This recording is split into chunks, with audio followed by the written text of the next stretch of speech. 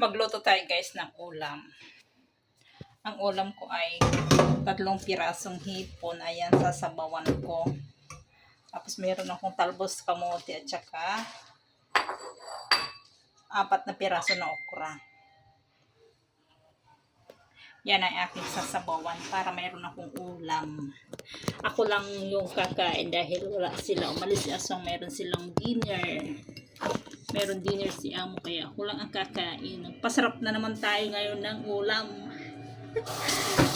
Tuwang-tuwa talaga kapag ako lang nandito. Tuwang-tuwa ako kapag ako lang nandito kasi nagagawa ko yung aking ulam. Nako, buhay talaga natin. Mga Pinoy talaga, mga wise. Wise talaga kapag mga Pinay. Hugasan ko yung aking gulay. 2 tangkay lang yan, ng talbos ng kamote. Siyempre, hugasan ko na maigi kasi meron itong strips.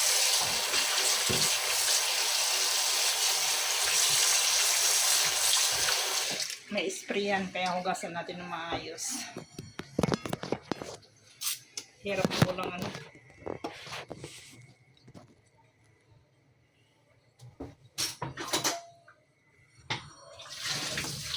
Uy! Basa.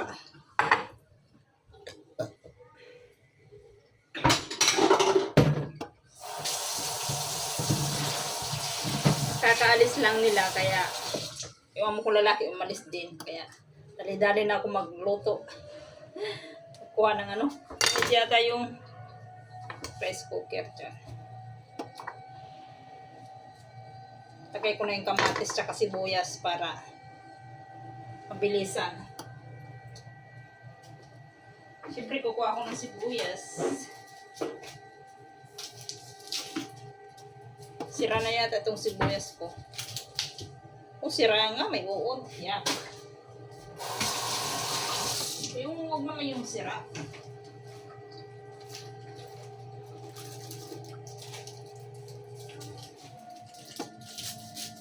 Yun, hindi sira.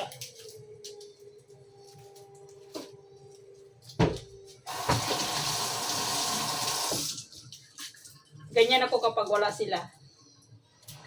Madali na ako makahanap ng ulamin ko kasi yung ulam ko yung simple lang. Simple na madali lutuin. Tapos hindi na gumagamit ng chopping board. Diretso na lang sa Hindi ko naman nilalapat yung kutsilyo dito sa tiles. Inaangat ko lang. Kasi syempre masisira din yung tiles. Tapos lagyan natin ng luya. Hindi na gumagamit ng para merong amoy yung Yun, piniskis ko na lang. Lagyan muna natin ng asin.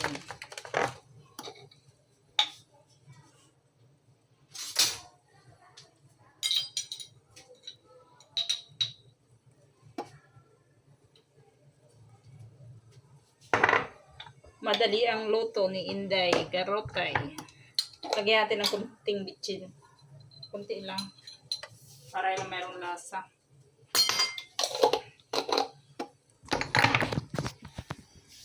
So yung aking hipon, paano ba ito kami ay kinain?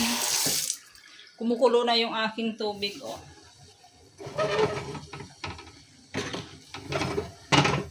So, yung aking talbos hindi pa nagagawa.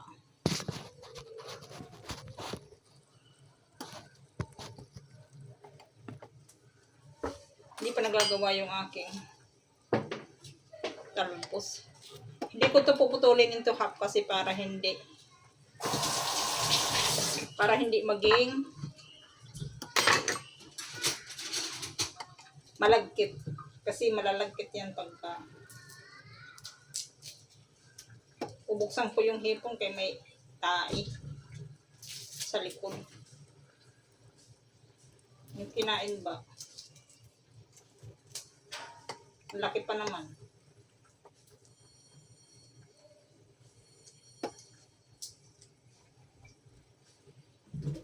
Sus. Wala na. Siguro na yung aking tubig. So, lagay na natin yung hipon.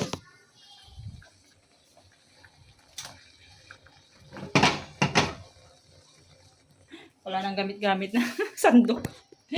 Tapos yung ating tawag yan. Okra, nasa na isa nito, apat to eh. Yan, halo na yan. Tsaka yung talbos ng kamote, hindi pa nahihimay. Malinis naman yata ito. Nugasan ko lang ng tubig, wala naman siguro uod to. Namimiss ko lang to guys, ano lang. So, ilalagay na natin yung... Ay, titikman muna.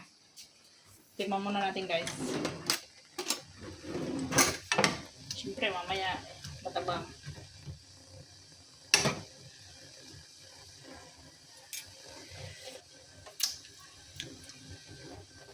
Tama lang.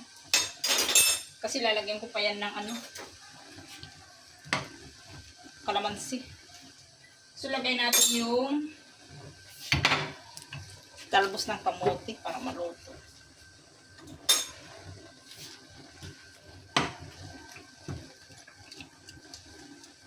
Takpan kaya para mabalance yung ano, mabalance yung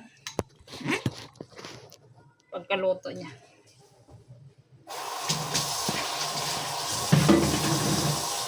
So, ganun lang kasimple.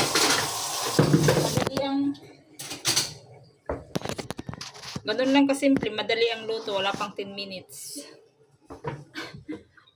Wala pang 10 minutes, tapos na.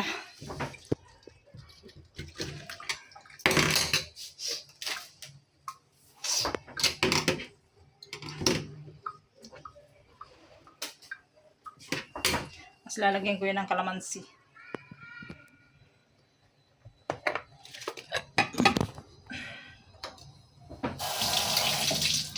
Hiwa natin yung kalamansi. Yung aking kanin ko maluto.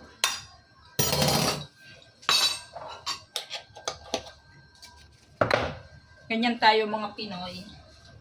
Mabilis kumilos pagkain mo na talaga. Diba? So, check natin yung aking niluluto. Wow! Sarap. Sarap guys. Madali lang to kasi hipon man.